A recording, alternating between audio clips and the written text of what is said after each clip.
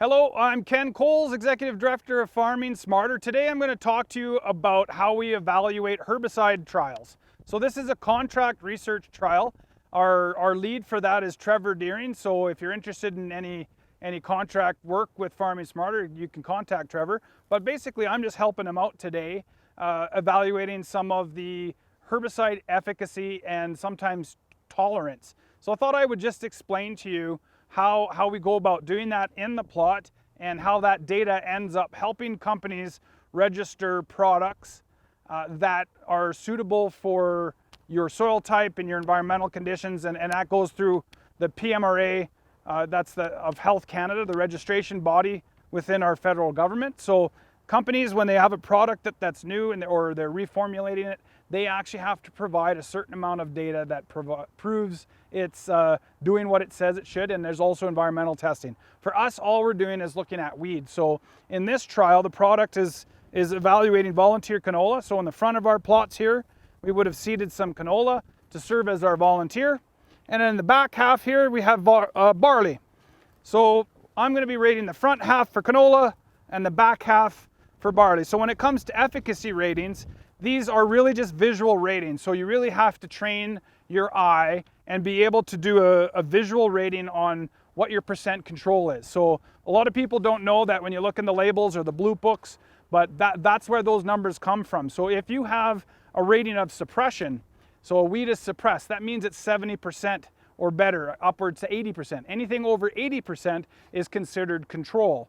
So I'll be giving ratings based on our untreated check, which is right here, which means it really didn't get sprayed with anything, and look at the product's efficacy. So anywhere from 0 to 100%.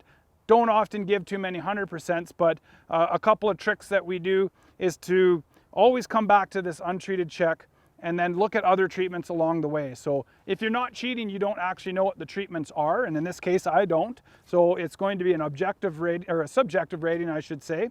And then that data, along with all the other data that they get from trials across Canada, will help put a data submission in for them. And once that's reached the required amount, then those products are registered, and that's what you get the label. So it says in the blue book, it controls this weed at such either control or suppression, and then that's where this comes from. So if we look at the next plot right here, this treatment, you can see almost all of the canola is gone.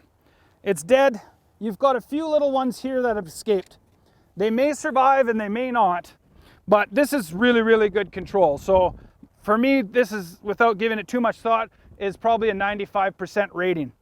In the back here, the barley, you can see is taking a little bit longer to die, but obviously it's been hit really hard. The other thing that I forgot to mention is that we'll rate these trials probably 4 times at different times after application. So usually a week after, and 2 weeks and 3 weeks. Then we have all that different information to see if anything's, sometimes a plant will look like it's injured, but it'll come back, and other times when you come at the later rating, they're completely dead. So right here at the back, at this early rating, because I can see there's still some growth that's alive, but compared to the untreated check, it's done really well. So I do think this is a control treatment, probably over 80%. So probably 80 to 85 that I would give on this rating.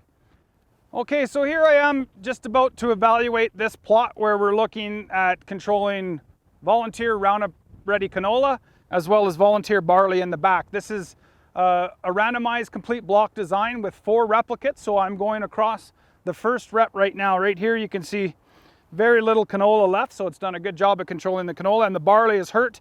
It's dying. I'm not sure if it's all going to die, so the rating on there won't be as good. So the front plot, I gave it a 95% rating, and then 85% in the back. You can see the little strip along here, that would have been where it didn't get sprayed. When we're spraying these trials, we're using CO2 propelled sprayers with 1 liter pop bottles. So we're using electronic pipettes and very accurate measurements, and we calibrate our walking speed when we do these trials. So we're trying to get the best application of water, and also to be able to compare to our untreated checks here. When we do our trials, I've got in base numbers of 100. So our first rep is 100, 101, 102. So now I'm at my plot 102. We've got a few misses here, so I'm going to give that a 90% rating on the canola and an 80% rating on the barley, because it's been hit, but it doesn't look like it's all dead. when we come back in a week or two, it might be all dead, so I'll give it a better rating then. 103 did a great job on the canola. Looks like 95% control to me. I don't like to give 100 because there's always one little plot or canola plant sticking out there. This one's a little bit weaker on the barley, so I gave it a 70%. So that's that suppression level that I was talking about before. This one, if I didn't know any better, looks like an untreated check. So really no control on the canola at all, no control on the barley. Unfortunately, this isn't an untreated check. In this instance, whatever, it could be a dose response product. Maybe the rates weren't high enough to actually get the kill, but to me, this is a treatment that definitely will not move forward with registration. This one's looking pretty reasonable, not as good as those other treatments on the canola side. So I gave it 90% on canola, but barley really didn't do much in the back end there. So it only got a 40% rating on the barley. 106, 105 here. So canola looks really good. Gave it about a 95% rating. At the back of the plot there, the barley also looks like it's killed and dying faster than some of the other treatments. So I also gave that a 95% rating, sorry, 90%.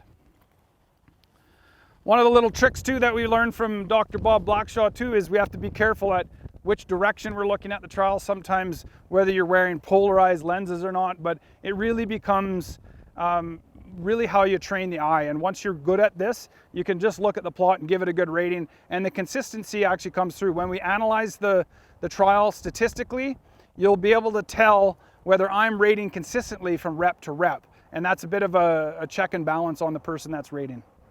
And now we've got up to our untreated check here, and it looks a lot like that other plot that we just went by. 0% control on the canola, 0% control on the volunteer barley.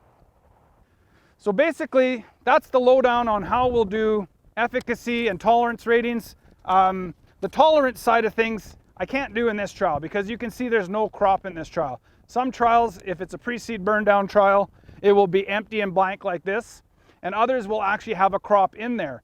If there's a crop in there, then I can also rate the tolerance, the crop tolerance. Is the herbicide actually injuring the crop? So again, it's a rating from 0 to 100%. We usually go in increments of 5%, but that's the lowdown. So we spent a lot of time looking at treatments and plots and giving our best educated guess on the control levels and any crop tolerance issues. So that's the lowdown on our fun herbicide evaluations, and I look forward to seeing you next time.